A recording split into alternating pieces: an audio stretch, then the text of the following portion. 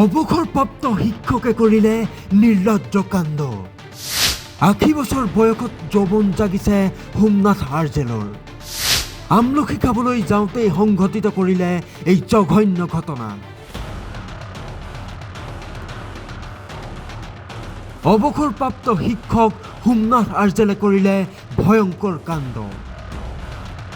এগৰাকী ছাত্ৰীৰ হত্যা কৰিলে এই জঘন্য কাণ্ড।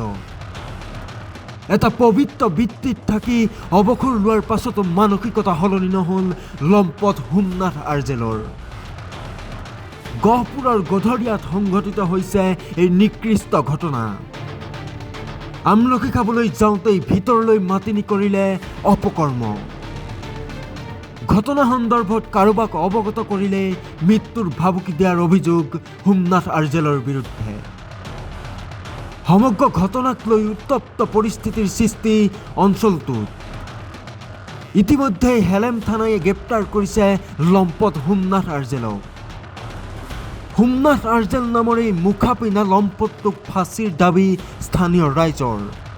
কোনোবাই এইটো স্কুলৰ মাষ্টাৰ আছিলে বোলে, হেড মাষ্টাৰ, আৰু গমেৰী পঞ্চায়তৰ প্ৰাক্তন সভাপতিও আছিলে বোলে, সোমনাথ আৰ্জেল তেওঁৰ নাম। কৈছে বোলে ছোৱালীজনীক কাৰোবাক কলি মই স্কুলত, তেনেকুৱাও কৈছে বোলে। তাক কোনোবাই সহায় কৰিছে বোলে তাক লুকাই ৰাখিবলৈ।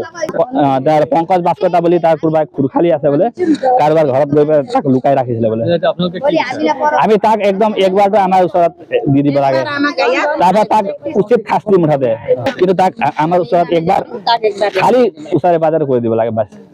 গমেৰী পঞ্চায়তৰ প্ৰাক্তন সভাপতি সোমনাথ আৰ্জেলে নাবালিকা ৮-৯ বছৰীয়া ছোৱালীজনীক ঘৰত মাতি আনি পেলাই ছোৱালীজনী বগৰী খাবলৈ বুলি ওলাই আহিছিলে। ওলাই আহোঁতে আমলখি বা বগৰী খাবলৈ ওলাই আহোঁতে ঘৰৰ কাষত তেওঁ হাতত ধৰি পেলাই ভিতৰলৈ বুলি অভিজ্ঞতে আমি কামনা কৰিছে।